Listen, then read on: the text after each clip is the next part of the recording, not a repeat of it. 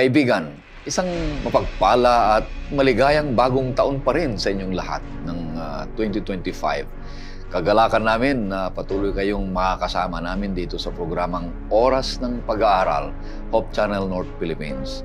Ang programang ito na Oras ng Pag-aaral ay isang pag-aaral sa salita ng Diyos na magbibigay sa iyo ng kagalakan sa iyong puso habang naglilingkod sa Diyos sa kanyang gawain na banal at naghihintay sa malapit na pagdating ng ating Panginoong Hesus. Ito po ang iyong lingkod, Pastor Ray Urbi, bilang facilitator sa ating pag-aaral sa oras na ito. Binabati ko ang lahat ng mga viewers natin mula sa Puerto Princesa, sa Gamaos, San Mateo del Carmen, Taguig, Puting Kahoy, sa San Jose, Lanao del Sur, sa Imus din, ganun din sa Misamis Oriental and Occidental, Bataan, Pasig, Quezon, Kamsur, Caloocan, sa Maylian, Batangas, Santiago City, Bukidnon, sa Chicago, Japan, Milan, Italy, ganun din sa Geneva, Switzerland, sa France, ganun din sa Saipan, California, Australia, Europe, at sa buong mundo, sa Luzon, Visayas at Mindanao, at lahat ng mga sumusubaybay sa atin. Purihin ang Panginoon Diyos, pagpapalain ang bawat sa inyo ng ating Panginoon Diyos. Maraming salamat sa mga masisipag dyan na nagsusulat sa comment section natin at binabahaging ang programang ito sa iba.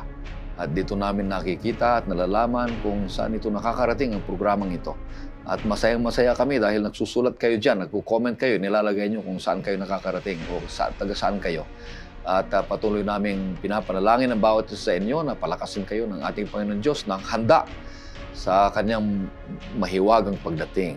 Ang ating mga kasama dito sa studio pa rin ay ang ating mga butihing kamagagawa ng ating Panginoon Diyos. Ang una dito ay si Pastor Lito Cadaw. Siya po ang isa sa mga guro sa School of Theology sa Adventist University of the Philippines. Kumusta kayo, Pastor Lito? Mabuti naman, Pastor. At syempre, isang magandang oras muli ng pag-aaral para sa ating lahat at sa ating mga kasamang nag-aaral ng Biblia, saan man sila naroroon sa panig ng sanlibutan.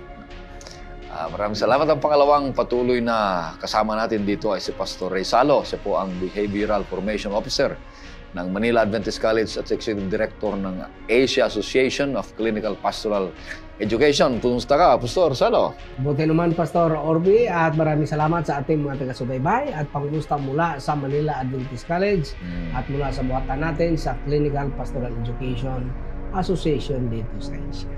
Maraming salamat. Si Pastor Salo ay papanood ninyo sa Batas at Biblia. Kaya sa ating pagpapatuloy, nais kitang aniyahan, kaibigan, sa isang panalangin. O Panginoon Diyos, sa manaming banal, kami po ay lumalapit sa inyo na kinikilala namin kayo na siya ang may-ari at may gawa ng aming buhay at tagapagligtas. Narito ang aming buhay, ang aming diwa ay bukas upang ang banal na Espiritu ay magministro sa amin at maunawaan namin ang iyong mga ginintuang mga salita. Panginoon Diyos, patawarin kami sa aming mga kasalanan, ganoon din ang pagpapatawad namin sa mga nagkasala sa amin. Ito hiling namin sa pangalan ng aming Panginoong Hesus. Amen. Amen. Ang patuloy na tema, pangalawang leksyon natin, ngayong linggo sa temang ngayong trimestre magmula pa noong ngayong Enero hanggang Marso ay may pamagat na ang pag-ibig at katarungan ng Diyos. Sa temang ito, kaibigan, ay susuriin natin ang mga mahalagang hiwaga ng pag-ibig ng Diyos sa ating buhay. Ang kanyang iniaalok na katarungan sa bawat isa sa atin. Papag-aralan natin ang mga katanungang kung ang Diyos ay pag-ibig, bakit mayroong napakaraming mga kasamaan dito sa balat ng lupa at lubhang napakarami? Paano magiging magkatuwang ang pag-ibig at hustisya o katarungan? Ang galit ba ay isa'y hindi angkop sa pag-ibig? At maaari bang umibig ang isang tao gaya ng Diyos? Ang mga katanungang ito ay ating pagsikapang lilinawin sa ating pag-aaral ayon sa banal na kasulatan at sa pamamagitan ng tulong ng kapangyarihan ng banal na Espiritu, kapatid. At dalangin namin na patuloy kang susubaybay sa programang ito magmula ngayon hanggang sa katapusan ng trimestre natin upang lalo pang maunawaan ang pag-ibig ng Diyos sa iyong buhay at magkaroon ka ng kalayaang umibig at naghihintay sa malapit na parating ng ating Panginoong Jesus. Ang pangalawang paksa na ating pag-aaralan ngayong linggo ay may pamagat na Tipanang Pag-ibig. At ang talatang sa uluhin ay matatagpuan sa Juan 14:23. Ito pong sinasabi, sumagot si Jesus sa kanya, kung ang isang tao ay nagmamahal sa akin ay kanyang tutuparin ang aking salita. At siya ay mamahalin ng aking Ama at kami lalapit sa kanya at kami gagawa ng tahanang kasama niya. Napakaganda. At ang ating pag-uusapan ay 3 E para mabuo ang ating leksyon ngayong linggong ito. Ang unang E ay everlasting love. Ang pangalawa ay enduring love or enduring commitment. Ang pangatlo ay essential response. At ang unang magtatalakay dito ay si Pastor Salo kung anong ibig sabihin ng everlasting love. Anong ibig sabihin, Pastor Salo? Maraming salamat, Pastor Ray. Dito tayo sa unang punto. Pero bago tayo pupunta doon sa everlasting love, nais natin bigyan ng foundation ng ating timang covenantal love or tipanang pag-ibig. Una dyan, Pastor, kailangan natin makita yung nature ng pag-ibig ng Diyos. Na number 1, ang kanyang pag-ibig, everlasting, selfless, at saka sacrificial. Ngayon, nagpo-provide din ang banal na kasulatan, pagpahiwatig ng Diyos, kung paano dapat mag-response ang tao sa pag-ibig na inoffer freely ng ating Panginoon Hesus na ang tao ay dapat mag-response din freely. Ngayon, ang benefit nito ay hindi sa Diyos. Ang benefit nito ay sa tao. Ngayon, punta tayo sa unang punto. Unang punto sa unang punto, Pastor, i-define muna natin ano bang nature ng kanyang pag-ibig. Ang kanyang pag-ibig ay eternal. Ano ibig sabihin ng eternal? No beginning, no ending. Ayun. Sapagkat God is love. He is no beginning at saka no ending. Eternal. Pangalawa natin, mga kapatid. Ang sabi dito, unconditional. Ibig sabihin, wala siyang sinisit na condition para magmahal. Talagang nature na yon.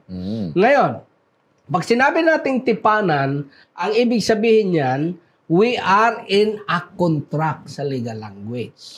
Ano bang ibig sabihin ng contract?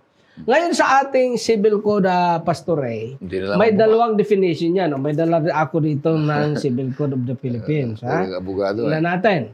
Dito sa civil code, sa article 1187, ang sabi dito, if the contract is unilateral, the debtor shall appropriate the fruit and interest received. Unless from the nature and circumstances of the obligation, it should be inferred that the intention of the person constituting the same was different. Pag sinabi natin contract, ang pag-ibig ng Diyos at pagtitipan sa atin, Pastor Ray, ay dalawa. Both unilateral at saka bilateral. Pag sinabing unilateral, siya lang talaga ang umibig. Ibig sabihin, wala tayong ginawa para mag-cause sa kanyang ibigin tayo. Unilateral yun. Ngayon, under the principle of unilateral contract, sa definition ng ironclad ang sabi, the offeree is no way obligated to act upon the offers made by unilateral contract. Ano ibig sabihin nun? Hindi obligado yung offeree, yung nag-offer. Ang Diyos. Para i-act niya ang obligation na in-offer unilaterally. Ibig sabihin, nung nagmahal ang ating Panginoong Hesus, hindi siya obligado, kundi dahil nagmahal siya.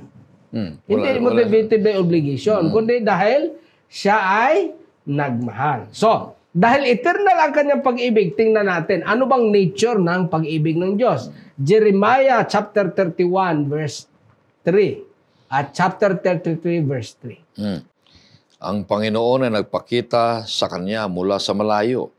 Inibig kita ng isang walang hanggang pag-ibig. Kaya ipinagpatuloy ko ang aking kagandahang loob sa iyo. Tumawag ka sa akin at ako'y sasagot sa iyo. At magsasabi sa iyo ng mga dakila at makapangyarihang bagay na hindi mo nalalaman. Sabi niya, ang kanyang pag-ibig eternal. At sabi niya, isang tawag lang ako. Isang tawag lang ako. Ngayon kasi may magsasabi, isang tawag lang ako. Kaso nakailang tawag ka na, wala namang response. Hindi pa sumasagot. Ang Panginoon talaga, isang tawag lang siya. Pagka tinawag natin siya, ano ibig sabihin? Nandyan siya lagi. Oo. Ngayon, tingnan natin. Itong sinasabi sa Roma 5:8. Ang tanong dito, kailan ba tayo inibig ng Diyos at ano bang ating kalagayan nung inibig niya tayo sa pag-ibig na eternal? Anong kalagayan natin? 5:8 5:8 ng Roma. Subalit, pinatutunayan ng Diyos ang kanyang pag-ibig sa atin na noong tayo'y mga makasalanan pa, si Kristo ay namatay para sa atin. Makasalanan pa tayo, namatay na siya. Ibig sabihin, unconditional talaga ang kanyang pag-ibig. Na hindi kailangan tayo ay bumait muna bago niya tayo ibigin. Kahit tayo'y makasalanan pa, inibig niya na tayo. Kaya may kasabihan, there is nothing that you will do or you can do to make God unlove you. Mahal ka pa rin ng Diyos kahit anong gagawin mo. Ang problema lang, ito ang problema. Kapag hindi ka nag-response, hindi mo matatanggap ang benefit. Bakit? Anong sabi ng Juan 3:16, Pastor? Juan 3:16, anong sabi diyan? Meron kasi diyang napakagandang concept na kailangan nating maintindihan. Juan 3:16, pinapaliwanag dito, napaka-popular naman. At ihanda natin ang last verse natin dito, itong 2 Peter 3:9. Diyan muna tayo, chapter 3, verse 16. Sapagkat gayon na lamang ang pag-ibig ng Diyos sa sanlibutan na ibinigay niya ang kanyang tanging anak upang ang sinumang sa kanya ay sumampalataya ay huwag mapahamak kundi magkaroon ng buhay na walang hanggan. Kasi, kailangan dyan response. Ngayon, bakit ba ang Panginoon ay patuloy pa rin nagmamahal sa atin kahit tayo ay nireject niya na? Ang sabi dyan sa 2 Peter 3:9, ano sabi? Hindi mabagal ang Panginoon tungkol sa kanyang pangako. Na gaya ng kabagalang itinuturing ng iba. Kundi matyaga sa inyo. Na hindi niya ibig na sinuman ay mapahamak, kundi lahat ay dumating sa pagsisisi. Kaya nagbibigay ang ating Panginoon ng opportunity hanggang ngayon kasi ayaw niya kasi talaga mapariwala tayo. Ayaw niya mapariwala. Bakit? Kasi bagaman ang pag-ibig niya ay eternal, ang opportunity natin to respond that eternal love is not eternal. Ulitin ko ha. Ang kanyang pag-ibig ay eternal, pero yung opportunity natin na hindi eternal. Bakit? Ang sinasabi ng Apokalipsis 22:11 ay ganito. Ang masama ay hayaang magpakasama pa. At ang marumi ay hayaang magpakarumi pa. At ang matuwid ay hayaang maging matuwid pa. At ang banal ay hayaang magpakabanal pa. Dalawa kasi ang provision sa banal na kasulatan. Ang unang provision, yung binigay niya kay Adam and Eve. Ang pangalawang provision, pagkatapos nung kay Adam and Eve, ito yung provision natin. Pero meron itong limitasyon. Ang tawag dyan sa theological term, clause of probation. Ano ibig sabihin yan? Clause of opportunity. Bago dumating yon ay talagang ating Panginoon nagsusumika para tayo ay mag-respond sa Kanya. Matindi ang pag-ibig ng Diyos. Everlasting, eternal. Kung yun ang Kanyang katangian, na siya ay everlasting, siya ay walang pasimula at walang katapusan, ganun din ang Kanyang pag-ibig, walang pasimula at walang katapusan. At ang kanyang inibig na tao ay may katapusan. At kahit opportunity, may katapusan din. Ganun pa man, kung pumasok na tayo at tinanggap natin ang kanyang pag-ibig ay bilateral. Pumasok na tayo sa tipanan at sundan natin ang pag-ibig na yan. At nakita na natin kung paano siya umibig sa pamamagitan ng buhay na ibinigay niya sa bawat isa sa atin. Ano, Pastor? Bagamat nabanggit natin kanina yung theological term na close of probation, pero hindi naman pwedeng sabihin natin na nagtapos na yung pag-ibig ng Diyos sa tao. Kasi nga eternal siya. totoo. Eternal eh. Oo. Kaya nga, ang sabi sa atin mismo, ang Biblia nagbanggit na walang kaluguran ang Diyos sa pagkapahamak ng tao dahil hindi naman talaga yun ang kanyang plano. Ang nagtapos yung opportunity. Opportunity ang to nagtapos response. to response. Kasi hindi naman nahatili na ang kasalanan ay maghari, magpasawalang hanggan. Kasi ang walang hanggan ay ang pag-ibig ng Diyos. Kaya paano yung kanyang pag-ibig sa mga sumampalataya kung hahayaang ang kasalanan ay mananatili, magpasawalang hanggan? Paano yung pag-ibig na walang hanggan kung ganon? Malungkot, Pastor. Kaya gusto at dapat naunawaan din natin yun. Kaya maganda yung ating pag-usapan na yun, na yung pag-ibig ng Diyos talagang ito'y saklaw lahat, bagamat yung opportunity ibinigay lahat, kaya Hindi lang, eternal. hindi, So ganito, yun, linawin natin. yun. No? Para ano? Ang pag-ibig ng Diyos ay eternal. Eternal. Pero yung provision or opportunity para makapag-response tayo, hindi yon eternal. Yes. May limitasyon yon. Pero pag naka-response ka correctly, according to what the Lord requires, ano dapat na voluntarily, magkaroon tayo ng opportunity na makinabang doon sa pag-ibig na eternal. Oo. Ang nabanggit pa kasi yung ating lesson kasi ay nakakonekta din dun sa katarungan. Ay kasi kung manahatiling ay walang hanggan ng pag-ibig, di dapat lahat ng opportunity wala ding hanggan. Ay nasan dun ang katarungan? O at least kaya napakaganda, Pastor, na at least naging Kasi napakaliwan. kung ang sin kasi at ang God and sin, they cannot exist together Yun. eternally. Kaya itong provision na binigay sa atin is an opportunity for us para mamili. Para mamili ka. Kagaya nung bago ka magpakasal, di ba? Ilan pinamilian mo? Mabuking ba? Makabunyag, O, di ba? May opportunity mamili. Marami. Pero pag nakapamili ka na, ay hindi na pwede magdagdag pa. Pag nakapamili na tayo, pag nag-commit na tayo sa ating Panginoon Hesus, kaya may team song ang mga kabataan, Pastor, dito eh. Ano ba yung team song ng mga kabataan? Bakit hindi na lang tutuhanin ang lahat? Ayan ang team song eh. Kapag nag-response na tayo sa Panginoon Hesus, ay maganda nang tutuhanin ang lahat. Kasi hindi ganyan ang tao eh. Sa history ng mga Israelites, mag-response, mag-backslide. Mag-response, mag-backslide. Pero hindi nagbago ang kanyang pag-ibig. Kaya pala merong binabanggit sa Biblia na iniwan mo ang iyong unang pag-ibig. Ay napakalungkot nun. Nag-response na tayo, kaya lang ay bandang huli, malungkot, iniwan ang unang pag-ibig. Iniwan naman ng Diyos. Oo, ayun ang malungkot. Bagamat, pero dun din, atin ding makikita ka talaga na yung pag-ibig ng Diyos ay walang hanggan at walang kondisyon. Kasi kahit iniiwan natin siya ng paulit-ulit, patuloy siyang tayo kanyang tinatawag at ipinapadamang hindi nagbabago ang aking pagmamahal sa iyo. Away, sana naman ay maranasan natin yung eternal love ng Panginoong Diyos. Kasi wala namang kwenta kung yung pag-ibig na ibinigay niya, pinapakita niya sa atin ay hindi natin sagipin, hindi natin paniwalaan, hindi natin yakapin, hindi natin maramdaman.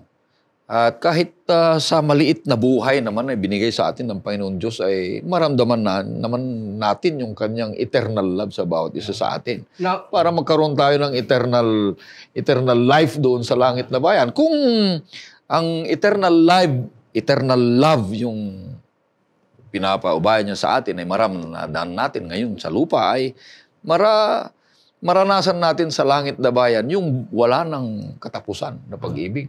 nasaan ba rito yung element ng justice at saka love?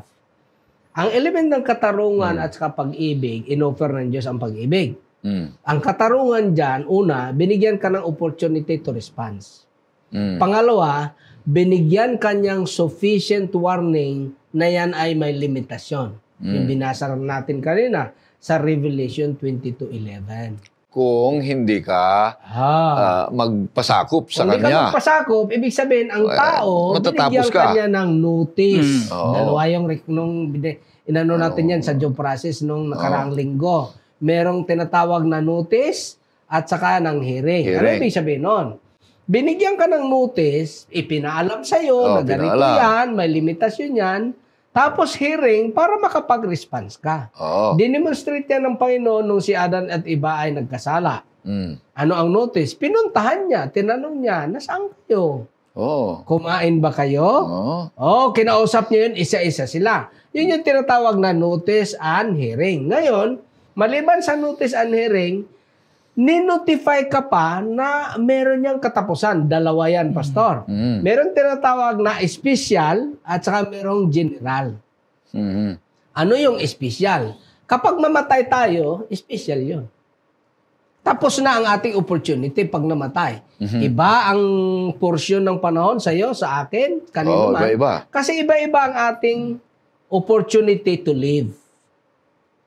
Oo. General, yun yung special. Ang general yan, yung sinasabi ng Revelation 20:11.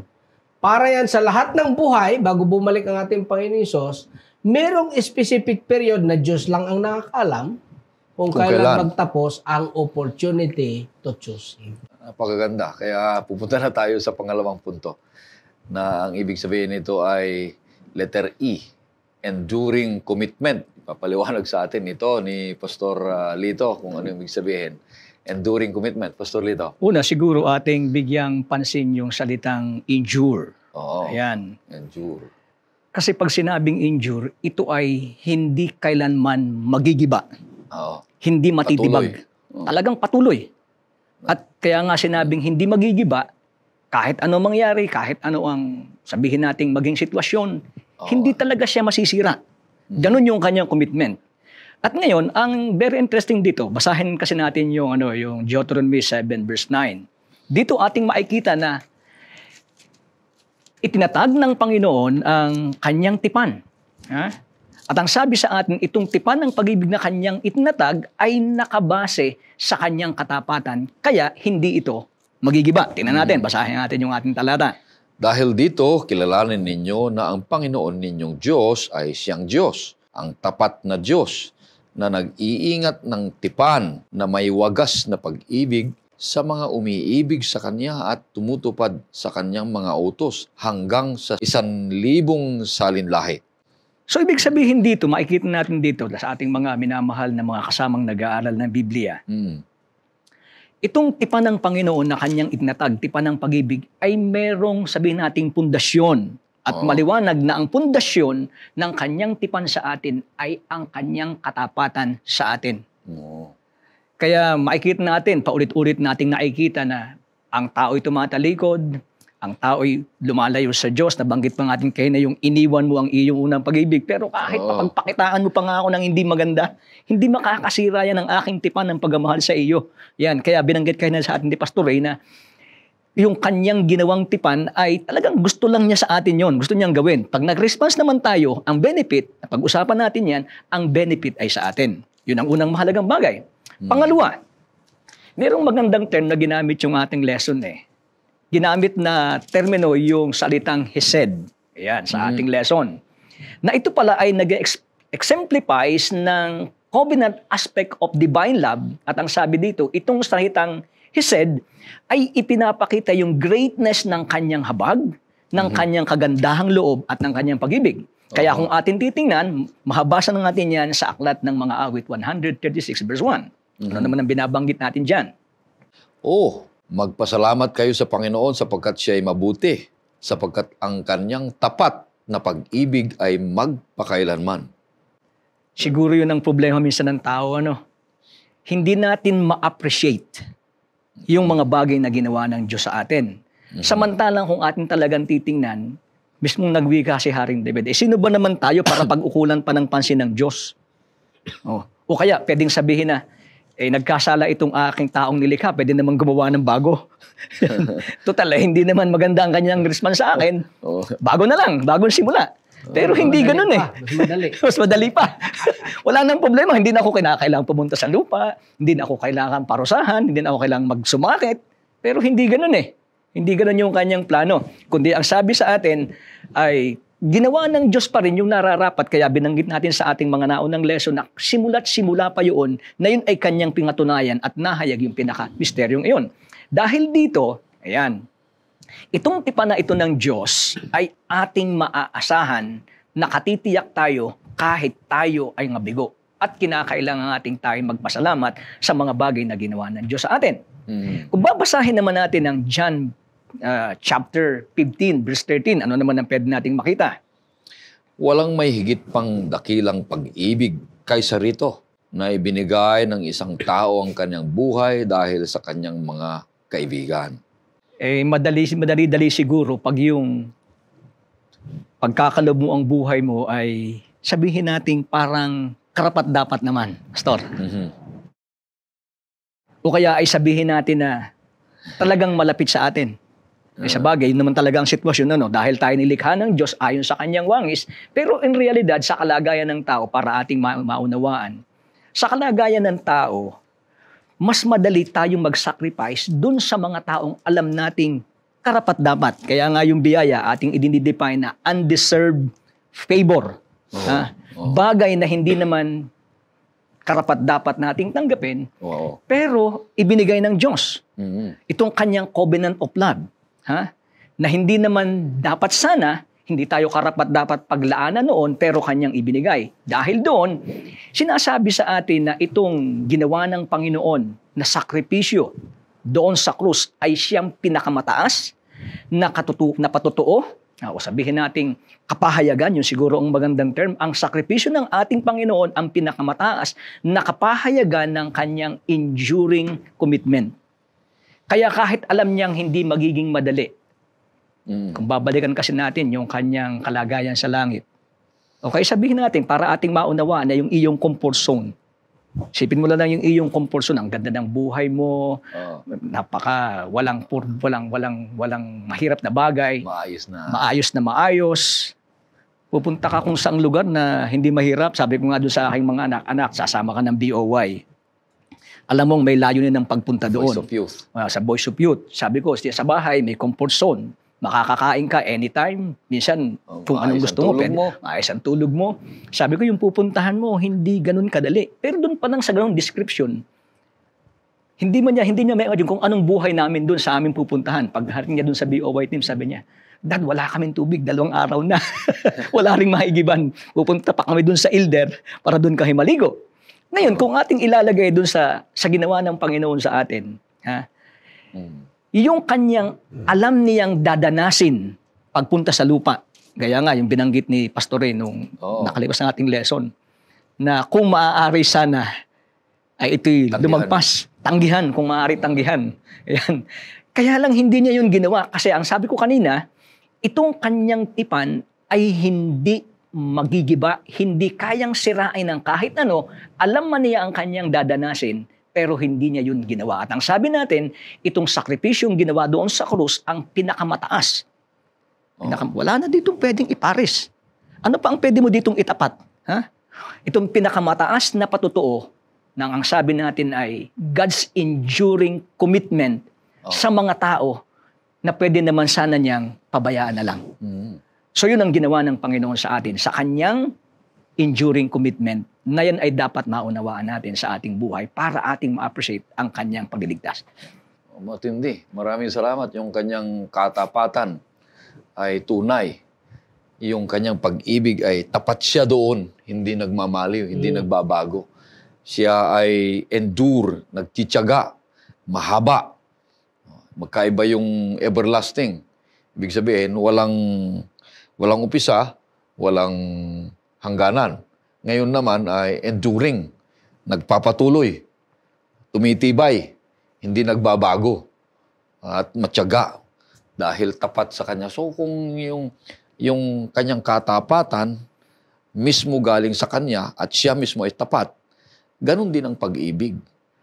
Tapat siya doon sa lahat ng mga bagay. Hindi nagbabago ang kanyang pag-ibig, ang kanyang katapatan dahil yun ay katangian niya, Pastor, sinasabi mo, yan ay patuloy at magandang karanasan ng bawat isa sa atin. Ito hindi nagbabago. Maraming salamat at hindi nagbabago yung katapatan ng pag-ibig ng Panginoon. Isa dyan natin emphasize, Pastor, na napakahalagang makita natin.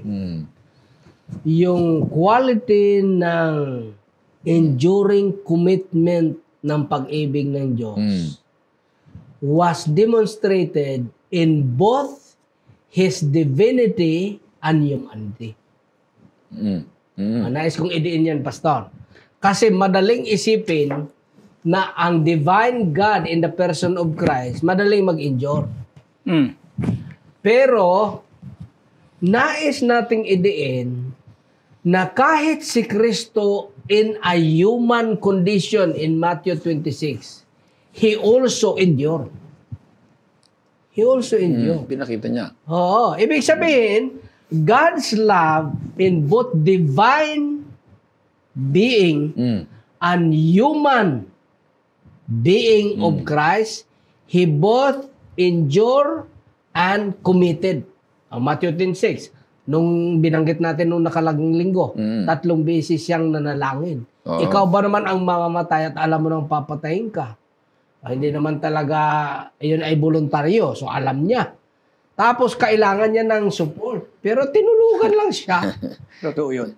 Tapos, talagang kinutya pa siya. Pero, anong panalangin niya? Ang sabi niya, forgive them, for they don't know what they are doing. Matinding pag-i-injure yun, Pastor Lito. Totoo yun, Pastor. Kasi kung ating titingnan doon, pwede niyang tawagin kahit isang anghel lang.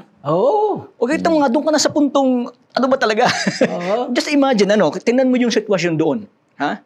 Doon pa lang makikita talaga natin na yung kanyang commitment talagang nag-endure. Pwede niyang tawagin ng mga anghel. Isang tawag lang. Pero wala. Ibig sabihin, magandang makita niyan. Kasi yan yung mga excuses ng mga excuses natin. Huwag na tayo magturo. Pero mas maganda yung binanggit ko, kasi na, yung kasing yung side ng divinity, siguro walang question yung endure dun eh.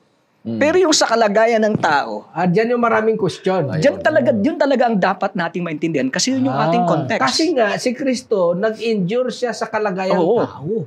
Yun ang maraming excuses natin. Sinasabi natin, ako'y tao lamang. Kaya, maililigtas niya ang tao dahilan sa yung kanyang pinakitang enduring sa kanyang pagiging tao. Kaya isa pa diyang punto, pinaka-issue ngayon natin. Sino ba yung tao na nag-endure? Si Kristo yun. Hindi na kailangan ng last generation. Hindi na kailangan ng last generation. Bakit? Itong tao na naka-endure, si Kristo lang ito. Basahin natin talata, Pastor. Hebrews, Kapitulo 4. Mahirap pala, Pastor, yung 15 at 16. Mahirap palang, hindi pa lang natin dapat kunin yung ginawa na ni Kristo. Yun ang problema dun sa bago ngayong binabanggit ako sa theology. Hindi, kasi nga, hindi tayo makakagawa niyan eh. Maliwanag ang Biblia. Anong sabi ng Hebrews? 4, 15 at 16. Sapagkat tayo'y mayroong isang pinakapunong pare. Ilan daw? Isa. Na marunong makiramay sa ating mga kahinaan. Isa na tinukso sa lahat ng mga paraan. Gaya rin naman natin. Gayon may walang kasalanan. Lumapit tayong may katapangan sa trono ng biyaya upang tayo'y tumanggap ng awa at makatagpo ng biyaya na makakatulong sa panahon ng pangangailangan. Sino yan? Anong binabanggit dyan? Sa kalagayang tao, ilan daw? Isa lang. Sino? Si Kristo lang. Kaya yung exhibit na hinahanap ng Diyos Ama, na tao, na sinless, at makasunod, wala nang iba yon, si Kristo. Hindi magagawa ng tao yan. Hindi magagawa. Hindi na kailangan ng last generation yun. Kasi si Kristo yun. Mahirap kasi ginagawa mong Diyos ang iyong sarili. Kaya kaya ko ito. Kasi kung kaya mo naman pala, Pastor Ray at Pastor Lito, hindi mo na kailangan. Yun. So, ang kaligtasan, yun ang problema nun. So, ibig sabihin, ang kaligtasan nito ay, makasalanan ka. Hindi ka makakaiwas sa kasalanang nagagawa mo sa kadalasan. Paniwalaan mo lang at tanggapin mo yung ginawa ni Kristo sa buhay mo. Ginawa niya sa cross, paniwalaan mo lang yon. Magkaroon ka na ng kaligtasan at tanggapin mo siya bilang personal tagapagligtas. Ako nagpapasalamat sa leksyon natin na yung pangalawang enduring, nung sabi ni Pastor na alam ni Jesus na yung kanyang pupuntahan ay isang kahirapan at kamatayan. Aram niya rin na mabubuhay siya, yung sinasabi niyo. Pero napakahirap yung gawin. Ako nga, yung plano niya kanina, yung mga boys of youth, kung alam yung bata na kung ganun ang mangyayari sa kanya, iiwas yan. Iiwas yan. Yung nakita niya na ganun pala mangyayari sa kanya, na mahihirapan siya, iiwas yan, tatanggihan, mag-i-excuse yan. Pero si Jesus hindi. Nagpapasalamat tayo sa kanya. Dahil ang kanyang pag-ibig, ang kanyang katapatan, gayon na lamang hindi nagmamaliw. Alam niyang mabubuhay siya pero napakahirap niyang gawin. Kaya lang dahilan sa kanyang katangian at pagmamahal niya sa bawat isa at magkaroon ng buhay na walang hanggan. Maraming salamat. Papunta na tayo sa pangatlo. Dahil malapit na tayong matapos sa ating pag-aaral. Maganda ang pag-aaral natin. Ang pangatlo ay essential response. Anong ibig sabihin nito, Pastor Zalo? Okay, pangatlong punto tayo. Ang una sa pangatlong punto sa essential response, itong God's love requires a response of love and obedience. Punta tayo sa batas muna natin. Article 1308 ng Civil Code. Ang sabi dito, under the contract. The contract, there is what we call mutuality of contract. Okay. Pastor Ari at Pastor Lito. Ang sabi dito, 1308 ng Civil Code, the contract must bind both contracting parties. Its validity or compliance cannot be left to the will of one of them. Kaya nga tinawag na Kaya mutual. nga bilateral. Kasi pag pumasok ka sa kontrata, hindi pwedeng siya lang ang ang magpupulfill. Kasi ang Panginoon, pinulfill niya na ang lahat eh. Biruin mo, pinulfill niya ng lahat, nag-promise pa siya na tutulungan kita. Basta mag-consent ka lang. Kaya ang participation lang talaga ng tao, Pastor Lito, nabanggit mo rin kanina, is to give the consent. Kasi pag nag-consent ka, ang kapangyarihan ng banal na espiritu magsusustain sa'yo. Tapos kapag hindi ka naman nag-consent, sa Galatia, in-explain ni Pablo, na yung nature ng laman, yun naman ang maghahari sa'yo. So yun ang unang punto. Yung tinatawag nating mutuality of the essential of the response. Pangalawa, basahin natin ang John 14. John 14, 14 at 21, Pastor. Anong sabi dyan? Kailangan na tanggapin natin at manatili tayo. Juan 14, 14 at 21. Anong nakatala? Kung kayo'y humingi ng anuman sa pangalan ko, ay gagawin ko. 21. Siyang mayroon ng aking mga utos ay tinutupad. Ang mga iyon ay siyang nagmamahal sa akin. At ang nagmamahal sa akin ay mamahalin ng aking Ama. At siya'y mamahalin ko at ihahayag ko sa aking sarili sa Kanya. Sabi niya, pag may kontrata tayo, malalaman ko yan kung mahal mo talaga ako. Paano malalaman? Ay ba, sumusunod ka. sa ating usapan. Mahirap namang nagsasabing ng, ay mahal mo nga, pero hindi ka naman sumusunod. Wala. Ay sabihin mo, mahal mo ang pamilya mo, pero hindi mo naman binibigay yung sweldo mo. Wala din. Hindi ka naman naghahanap buhay. Nagpo-provide. Ang standard ng ating batas dyan, ang sabi, standard of the good father of the family. Ibig sabihin, dahil mahal mo, automatic na yun, nagpo-provide ka. Dahil nga, mahal mo eh. Ang ating Panginoon, hindi yan nagkuikwenta. Pero sabi niya, malalaman ko na kayo'y mahal nyo rin ako, na ako'y mahal nyo rin, kung tumutupad kayo sa aking mga kalooban. Yun ang sabi niya. Kautusan. Punta tayo sa pangatlong punto dito. Believers are called to reflect God's love to others. Sa pamagitan ng ano? Sa pamagitan ng pagpapatawad at pagbibigay ng kahabagan. Basahin natin ang talata. Para dyan. 1 Juan 4:7 hanggang 12. Pero mahaba yan, Pastor. Mag-ano lang tayo. I-shortcut natin. 1 Juan 4:11 at 18. Mga minamahal, kung tayo'y inibig ng Diyos ng gayon, nararapat na mag-ibigan din naman tayo sa isa't isa. Ay, teka lang. Pause muna. Sabi niya, ang pinaka-foundation, hindi sa atin. Bakit tayo mag-ibigan sa isa't isa? Ang dahilan niyan, dahil attracted ako sa iyo. Hindi, ganon. Hindi. Dahil obligado. Hindi ganon. Bakit natin ibigin, ito ay divine love ang context ha, ang isa't isa. Dahil minahal tayo ng Diyos. Yun. Hindi dahil capacity natin, kundi dahil minahal tayo ng Diyos. Patuloy mo, Pastor. 18. Walang takot sa pag-ibig, kundi ang sakdal na pag-ibig ay nagpapalayas ng takot.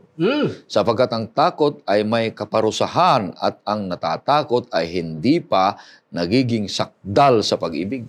Kapag totoo ka nang nagmahal, sabi nga ng ating makata sa Pilipinas, hahamakin lahat, masunod ka lamang. Oo. Wala nang takot. Ibig sabihin, hindi ka na matatakot sa pagsunod sa Kanya. Kahit i-persecute ka pa ng iba, kahit pulaan ka pa, kahit alas 12 ka pa, akyat ka talaga ng ligaw at dadaan ka pa ng sementeryo, basta nagmahal ka. Over my dead body. Oo, di ba? Nung na-inlove ka, Pastor Lito, sa Mindoro. Di ba? Talagang kahit gabi, Oo, pupunta pupuntahan ka. Oo. Ganun din nangyari sa'yo, di ba? Totoo Bakit? yan. Mahal mo eh. Mm. At kahit anong kaya mong gawin, hahamakin ang lahat, masunod ka lamang. Ang kaibahan lang dito sa pag-ibig ng Diyos, hindi natin initiative ang motivation at ang sustenance. Sa Kanya lahat ito, Pastor. Kaya ang sabi niya, kapag ang tao malalaman mo, dalawa. Merong tinatawag na direct at merong indirect. Tingnan natin, papaano ba ang direct? Hosea. Punta tayo sa Hosea, Pastor. Hosea, Kapitulo 9, versikulo 15. Diyan makikita natin ang benefits sa tinatawag nating direct response ng ating Panginoong Hesus na pinapahalin tulad nung nakaraang linggong lesson natin sa buhay ni Hosea. Tingnan nga natin ang direct response natin Hosea. sa Hosea Kapitulo 9, versikulo 15. Anong nakatala dyan, Pastor Ray? Lahat nilang kasamaan ay nasa Gilgal. Dooy nagsimula kong kapuutan sila dahil sa kasamaan ng kanilang mga gawa. Palalayasin ko sila sa aking bahay. Hindi ko na sila iibigin. Lahat ng kanilang pinuno ay mga mapanghimagsik. Yan yung magiging direct result kapag ka talagang hindi mo siya pipiliin. Kaya yan yung makikita. Kapag hindi ka pumili, ay ganyan yung makikita. Pero meron diyang tinatawag din na indirect. Paano ba yung indirect? Titingnan natin. Mateo 18, 32 at 33. Tapos mag-ending ka ng Matthew 25 verse 40, Pastor. Makikita natin dito yung tinatawag na indirect participation. 18, kaya't ipinatawag siya ng kanyang Panginoon at sinabi sa kanya, ikaw na masamang alipin. Yun yung parable of the alipin. Pinatawad ko sa iyo ang lahat ng utang na iyon sapagkat nakiusap ka sa akin. Hindi ba dapat kang mahabag sa iyong kapwa alipin kung paanong nahabag ako sa iyo? Dapat mahabag ka rin kasi kwento yan ng alipin eh. Na pinatawad nung hari. Tapos nung nakita niya may utang sa kanya na mas mababa, ay pinilit niya at idemanda niya. Kaya sabi niya, ay, napakasama mo naman. Pinatawad na kita, tapos ikaw hindi ka marunong magpatawad. Ayan yung indirect participation sa ating response na matuto rin tayo magpatawad. Punta tayo sa paanong paraan ba yan? Matthew 25, versikulo 40. At sasagot ang hari, sasabihin sa kanila, katotohanang sinasabi ko sa inyo, yamang ginawa ninyo ito sa isa sa pinakamaliit sa mga kapatid kung ito ay sa akin ninyo ginawa. Ang response pala, merong direct at indirect. Pag nag-response ka sa Panginoon directly, merong direct result. Ang sabi niya, kapag kayo ay umibig sa akin, ay may pag-ibig din ako sa inyo. Pero kapag hindi ka nag-response directly, meron ring direct result. Direct. Direct. Mapapalayo ka sa kanya. Direkta. Pero indirectly, meron din tayong response. Sa paano ba yung indirect? Mapapakita natin yung response sa pag-ibig ng Diyos kung umibig din tayo sa ating kapwa. Yun yung indirect. At kadalasan, Pastor, Yun yung nakikitang available sa atin. Madali kasing sabihin na mahal natin ang Diyos. Pero hindi yun ang una niyang tiningnang basihan. Ang una niyang tiningnang basihan, sabi niya, makikita ko yan kung mahal mo rin ang inyong kapwa. Kung ano kasi ang ginawa nyo sa pinaka-less of this, Matthew 25 verse 40, ay ginawa nyo rin sa akin. Ang tawag niyan, indirect response. Kung anong ginawa natin directly sa ating kapwa, we do an indirect response to the Lord. Kaya pag tiningnan mo dyan, Matthew 25, nagreklamo pa yung iba. Wala kami yan Pero sabi ng Panginoon, alalahanin nyo nga. Kung anong ginawa mo sa yung kapwa, ginawa nyo rin sa akin. Yan ang tunay na pag-ibig ng Diyos para sa bawat isa sa atin. Na mayroong direct, hindi ka talaga makakaroon ng excuses. Hindi ka makakaiwas. Pagpasok mo sa pag-ibig ng Diyos ay tanggapin mo at magiging maimpluwensyahan yan, babaguhin tayo. Napaganda itong pangatlo, yung essential response. Ang isa sa mga kumintal sa isip ko, Pastor, sinabi mo sa 1 John 4:11. Sinabi niya dito, mga minamahal, kung tayo'y inibig ng Diyos ng gayon, nararapat na mag-ibigan din naman tayo sa isa't isa. Dagdag ko lang, Pastor, subukan mong basahin yung, kasi very common yung John 3:16. Pero basahin naman natin yung 1 John 3:16. Dito natin nakikilala ang pag-ibig sapagkat ibinigay niya ang kanyang buhay alang-alang sa atin at nararapat nating ibigay ang ating mga buhay alang-alang sa mga kapatid. Napakaliwanag yan. Parehas, pero may dagdag. Kung yung isa'y ibinigay ni Jesus ang kanyang buhay sa atin, ang atin namang dapat gawin bilang response, ibigay din natin ang ating buhay para sa iba. Bigyan ko kayo ng halimbawa. Pastor, ganito yan Yung parabola ng mabuting Samaritano, kung ating titingnan, ang tanong ko'y ganito, meron bang ginawang masama yung Levita at saka yung priest dun sa victim? Wala. Nagpabaya lang sila. Oo, pero ang tanong, may ginawang maigi at mabuti? Wala rin. Yun ang problema natin. Pag tayong mga mahanampalataya na inibig ng Panginoon at sinasabi nating mahal natin ang Panginoon, ay wala nang ginagawang masama sa kapwa, pero walang ginagawang mabuti. Wala tayong ipinagkaiba dun sa priest at saka dun sa Levita. Ang response ng pag-ibig natin sa Diyos ay hindi lang yung wala tayong gagawing masama sa kapwa, meron tayong dapat gawing mabuti. Para makumpleto. Kaya tama yung iyong illustration ng Pastor ng Matthew 25. Ito pa. Ito kasi ganito Ganito, Pastor, sabihin nang tayo'y magkakasama sa church. Ako na yung membrong pinakasaksakan ng pangit ng ugali. Magkaiba kayo ng response. Lasunin na yan. Response mo, sige, lasunin na yan para mawala na yung pinakamaligalig. Ito namang ang response itong isang kapatid, tanggapin natin siya, mahalin natin siya, atin siyang ipanalangin, atin siyang tulungan. Ibig sabihin, yun na yung pag-ibig ni Kristo nahayag sa kanyang buhay. Kasi ang totoo niyan, yung response natin sa pag-ibig ng Diyos, dapat magawa nating tanggapin, mahalin, paglaanan ng panahon, at tulungan yung taong hindi ka mahal at kaibig-ibig. Alam mo kung bakit? Kung mag-away tayo, dahil hindi mo matanggap yung aking kapalpakan ng ugali, ay nakarating tayo pareha sa langit. Sasabihin mo bang, tuloy ika dito ang ating away sa langit? Ay, hindi pwede yun, di ba? Ibig sabihin, kundi pagkahating sa langit, ay sasabihin ko sa iyong, Pastor, salamat kasi alam kong saksakan ako ng pangit ng ugali dati. Pero kayo parehas, kita ko kung ano yung effort niyong ginawa at nakita ko yung pag-ibig ni Kristo sa inyong buhay na aking nakita na yun yung response ninyo sa kanyang pag-ibig na naranasan sa kanya. Kaya, ang dahilan kung ba't ako'y narito ay dahilan sa inyo. Kaya, kumpleto. Hindi lang tayo iiwas na gumawa ng masama, gagawa ng maigi.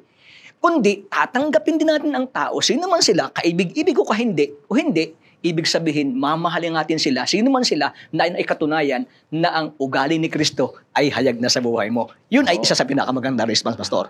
Yan ang essential response. ano yan, sa Matthew 25. Mm. Yung dalawang grupo yan sa Matthew 25. Oh. Sa Revised Penal Code natin, merong dalawa yan. Yung tinatawag is the act of commission And and the act of omission. Oo. Anong ibig sabihin yan? Ang violation sa Revised Penal Code, yung act of commission, yung ginagawa mo ang mga bagay na hindi ka pinapahintulutan na gawin mo. Mm. Violation of commission yun. Kasi nga bawal, ginawa mo eh. Mm. Pero sa Matthew 25, yung isang grupo, sabi nila, kailan ba hindi naman namin ikaw nakita? Ubad. Oo. Ang tawag nun, the act of omission. Ano bang ibig sabihin yun? Yung hindi ka gumagawa sa inire-require sa'yo. Halimbawa, nirequire nga tayong mahalin yung hindi ka ibig-ibig, hindi ka umibig. Act of omission yun. Pero ang hirap nun ha. Dapat ilagay din natin sa tamang context. Tamang context. Hindi rin naman ibig sabihin na magpaabuso ka. Kasi nga, may hostisya yan eh. May hostisya. Ang ibig lang sabihin yan, huwag mo siyang i-treat na talagang wala na siyang pag-asa. Pero pag may violation, ang ating Panginoon, nag-observe siya ng due process. Kailangan may notice at saka hearing. Diniscuss natin yan noon, Pastor, nakaraan, di ba? Hindi ibig sabihin na magbayura ka na lang, talagang hayaan mo na lang ng siraan ka, bubugin ka. Kasi sabi, talaga ang Panginoon, ay hindi ganon. Sana na pati yung dun sa ibigin mo ang iyong kapwa gaya ng pag-ibig sa iyong sarili. Ibig sabihin lang, ilagay natin sa tamang perspective na hindi tayo maging guilty sa violation of commission and violation of commission under Matthew chapter 25. Kaya yung pangatlong punto ang isa sa mga pinamahalaga sa atin. Kung totoong tayo'y nakaranas ng pagmamahal ng Diyos at huwag na nating hayaang pabayaan ang mga mabubuting gawa na dapat nating gawin. Gumawa tayo. Proactive tayo sa lahat ng mga bagay. So maraming salamat at tatlong punto ay everlasting love, enduring commitment, at essential response doon sa napaloob ng covenantal love ng ating Panginoon Diyos. Lahat ng mga nanonood, sumusubaybay, ganoon din sa nakikinig sa AWR, ay pagpapalain kayo ng ating Panginoon Diyos. Sa ating pagtatapos, makakarinig po tayo ng isang awitin. At pagkatapos niya, nahihingin natin si Pastor Salo sa kanyang panalangin.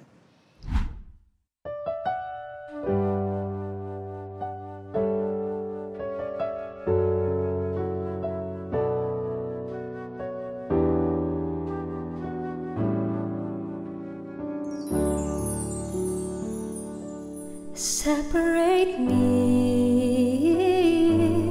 all this world, Lord. I have done so much wrong. I don't want any more. The love the world will bring isn't enough. Give me your love. Give me your strength. The love that you can share. The strength that I can use. You know me deep inside my heart, my soul.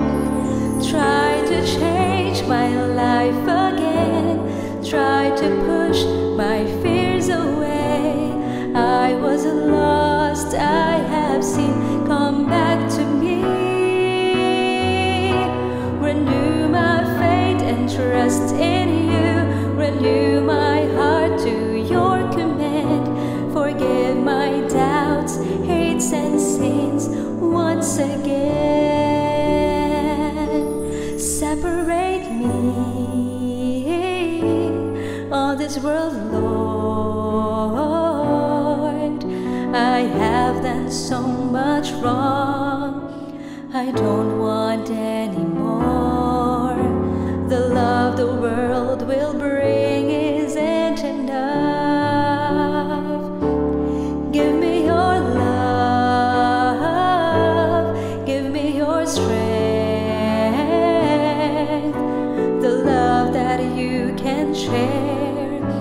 the strength that I can use. You know me deep inside my heart, my soul. Try to change my life again, try to push my fears away. I was lost, I have seen, come back to me.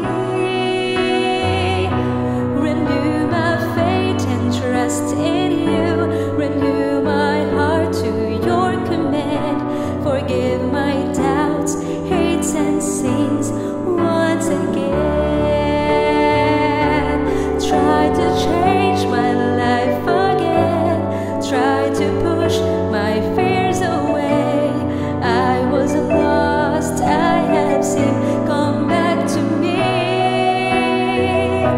Renew my faith and trust in you, renew my heart to your command. Forgive my doubts, hates and sins once again.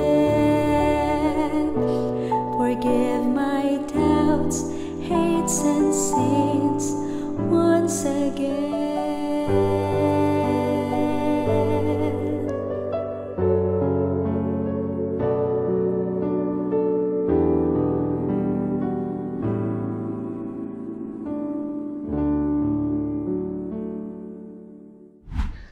Okay, Pastor Salo. Maraming salamat, Panginoon, sa iyong pakikipagtipan sa amin. Bagaman kami ay maraming pagkakataon na hindi tumupad sa aming pakikipagtipan sa inyo. Ngunit hindi ito nakapagbago sa inyong pag-ibig sa amin, sapagkat ang inyong pag-ibig ay eternal at saka enduring. Pero hindi rin ito ibig sabihin na ang opportunity na iyong pinagkaloob sa amin ay limitless, sapagkat ang aming buhay ay limitado lamang. Tulungan kaming mag-response ng tama sa loob ng limit ng aming buhay.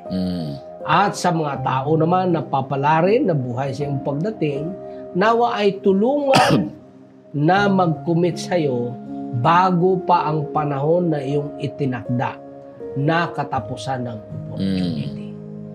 Panginoon, tulungan po kami at empower na maihayag namin ang inyong pag-ibig, kagaya ng paghayag ninyo ng pag-ibig ng Ama. Sa anumang oras na kami ay nagkamali at nagkasala, patawarin niyo po kami. Ito'y aming hinihiling sa pamamagitan ng aming tagapagligtas na aming Panginoong Hesus. Amen. Amen. Maraming salamat, kaibigan, sa patuloy na pagsusubaybay sa programang Oras ng Pag-aaral, sapagkat patuloy ang Diyos na nagmamahal sa iyo at kami rin ay patuloy na magmamahal sa lahat ng mga sumusubaybay at lahat ng mga nakikipag-aral sa programang ito. Maraming salamat.